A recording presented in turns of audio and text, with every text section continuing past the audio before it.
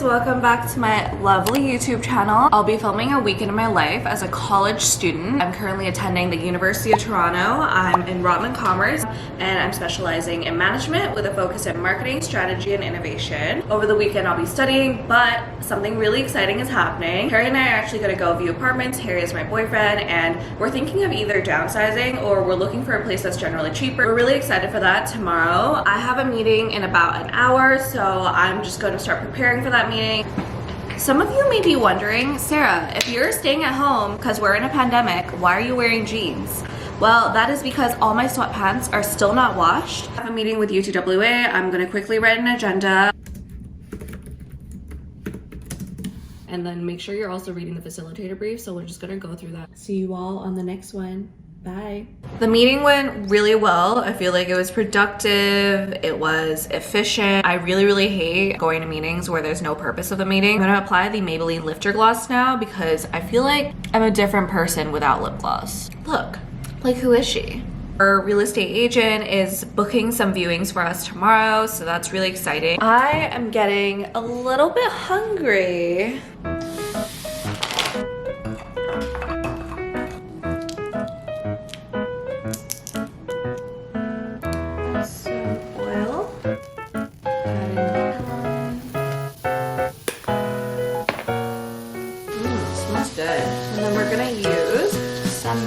It's like Southeast Asian chili sauce and it's really good. Chili, cooking oil, onion, garlic, sugar, salt, spices, dried prawns. I'm gonna add the sponge sauce. Not sure you can see that. Alright, so now that we're done eating, I have a call with Jenna in 20 minutes, but I kind of want to actually start journaling for self-improvement purposes. I think I'm going to create a Canva and then work on it on my iPad so that I have it digitally saved somewhere.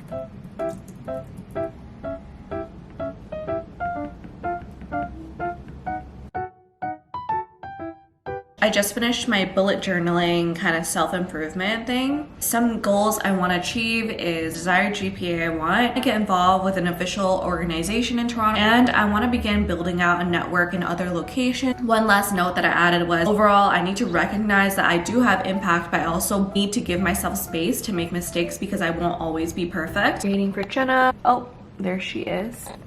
In case you didn't know, Jenna and I actually used to have a vlog channel. It's gone now.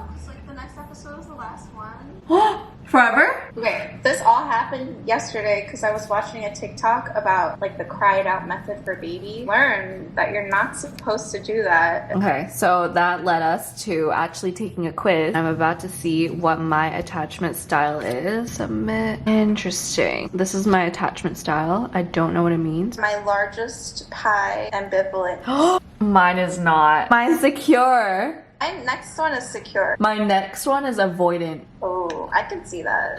No offense. It is now 6 p.m. and Jenna and I just hopped off call. But anyways, I'm getting very hungry and I think I'm gonna cook some Korean stew tonight. I still need some ingredients. I think we're gonna head to Galleria as well as buy some dishwashing pods because we are out. I'm too embarrassed to vlog right now. We're in the frozen aisle, our very favorite. So tonight, I'll be cooking Harry's dinner and Harry's gonna be cooking mine. Cooking Harry's some turkey inside out cheeseburgers. That is from Skinny Taste, which I love Skinny Taste recipes in case you are very like health conscious. I'm not health conscious, but I like the health conscious aspect of her website. And Harry is cooking me some kimchi jjigae from Mongchi's website.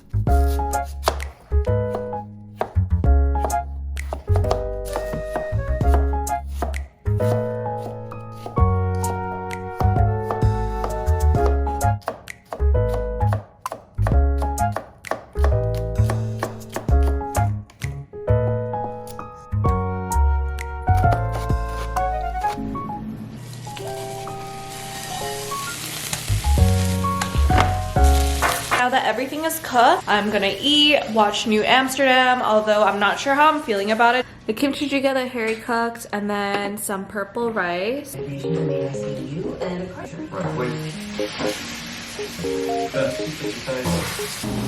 We finished eating dinner, but I need to do some laundry because I really want to have sweatpants to wear tomorrow.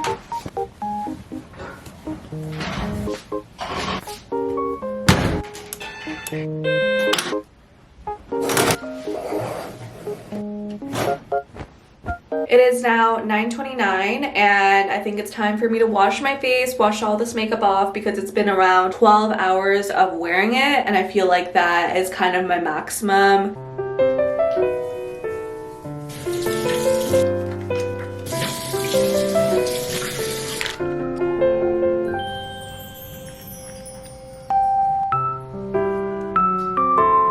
My skincare routine is done. Very, very minimalist, but I think Harry and I are gonna start the Marvel series.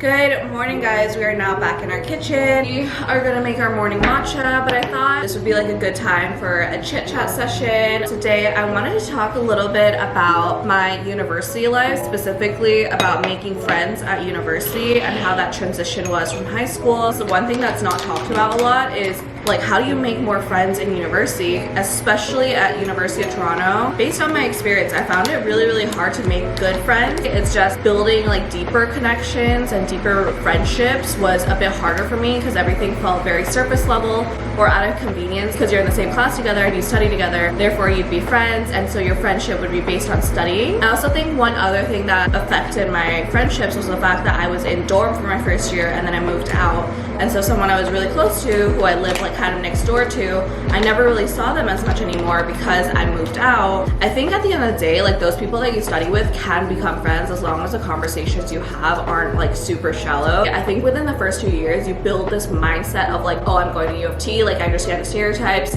like you understand what stereotypes you also fit into, and so you start to find people a lot easier. And I think that's where I found a lot of friends, is the fact that we all are just struggling with classes, at least my friends and I did. That's where I made a lot of friends, is through the hardships that U of T gave me. If you're like me and you're trying to find that perfect like one friend, just give yourself some room to explore other friendship. But I think towards your 3rd, 4th year, you start to figure out who your people are. And so that's like my experience. Like if you're really struggling, I'd say join extracurricular groups. I think second thing is go out of your way to try to meet others. So go to socials. And I think third thing is, I think there's an app called Bumble BFF. I think that's something else. And also maintaining your friendship. So today I'm hanging out with my friend who I interned at a big bank with. I almost said where I interned at. Like within this time of maybe not having as many friends as you'd like, I would try to figure out like why you're craving a lot of other friendships and figure out like maybe can you satisfy your own need for company. I think just getting very comfortable with being alone is really, really important, especially as I'm currently entering like the 21-year-old, 22-year-old stage, where a lot of the life you're exploring it on yourself. You're no longer leaning on your parents financially, and your friends are all really busy with their lives. And I heard that's also one of the driving factors of post-grad blues. All your friends start to live their lives and you start to live your life, and all of you start separating and you feel very alone. That's my little tidbit of the day. It is now 10:30 a.m. I'm gonna watch church while doing some work. Just before I start doing some work, I actually wanted to reorganize the living room. A friend is coming over and I wanted to feel a little bit more homey than it is right now. Good job. Oh my god, there's like a bunch of fire trucks that just stopped in front of our building. This is the church that I watch. It's the Potter's House at 1 LA, X Denver. I specifically watch this church because they're really, really open to a lot of different people. They're specifically open to like BIPOC, POC in general, as well as the LGBTQ plus community. And I think that's really, really important to me whenever I watch church. I want to be watching people who actually display like God's morals rather than taking out specific verses in the Bible to hit against specific marginalized communities. And that's really, really important to me because I think there's a huge stereotype Christians and how they're really racist, they're really homophobic, sexist, and all these things, which I'm sure is really, really, really true about a lot of extremists. If you are Christian, you know, you're welcome here. If you're not Christian, you're also welcome here. I personally don't force my beliefs on anyone. Like I always say, in my opinion, from my perspective as a Christian, so that I'm not like, oh, you should believe this too, because no, everyone has a right to their own belief.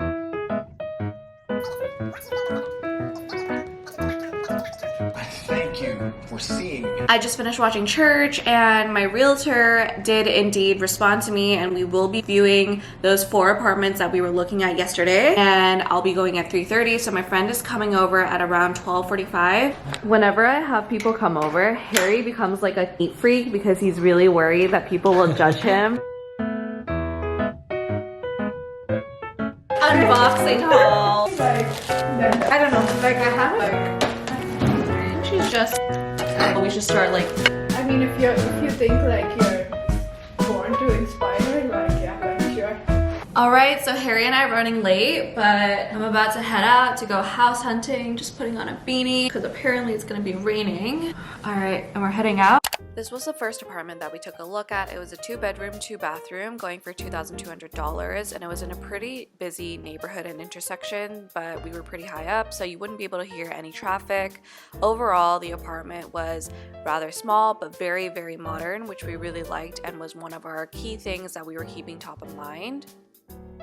Because this apartment was only 650 square feet, even though we had 2 rooms, each room felt very, very small and maybe a bit too small for the furniture that we currently have to fit in.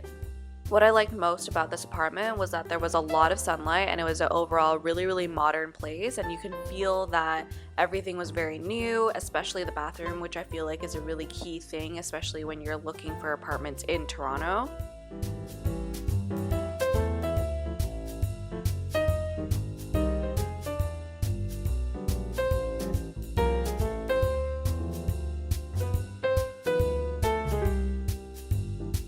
So for the next 3 apartments, we actually viewed it in the same building. So the first one that we viewed in this building was a 2-bed, 2-bath going for $2,150.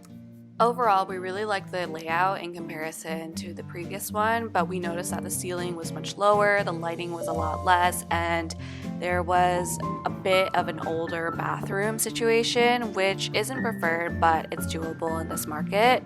And the one thing that we really didn't like is actually the carpeted bedrooms, which I haven't seen in a very, very long time, and I'm honestly shocked that they have that, but that's what you get in the market. So overall, it was really nice, especially for the price that you get, and I think it was a good contender.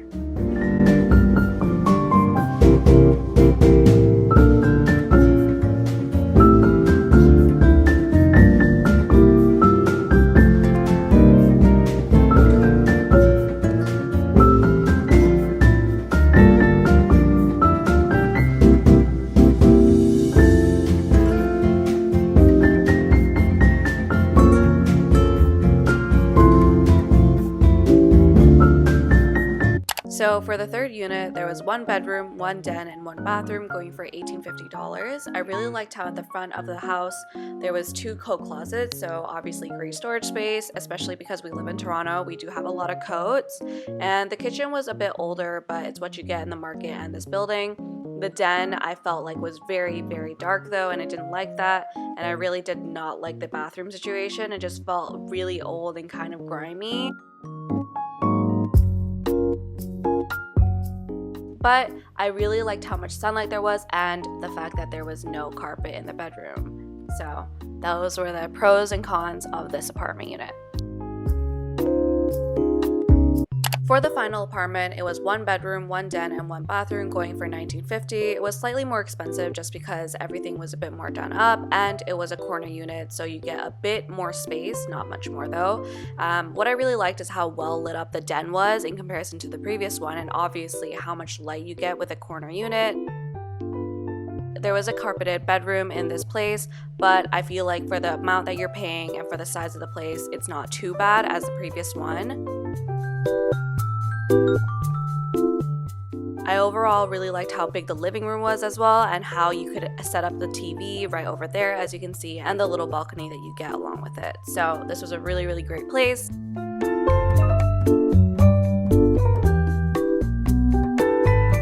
Now 5 o'clock, and we just came back from looking at all those apartments, and I think for one of them we actually might put in an offer to try to negotiate, and if they don't meet us down at the price that we want, then we're actually going to move on and try to find other places, but we like it enough to want to negotiate it to a price. I'm just going to put on some sweatpants, a hoodie, and start studying. Our agent actually responded to us, and we're going to put in an offer at a pretty decent price for this market.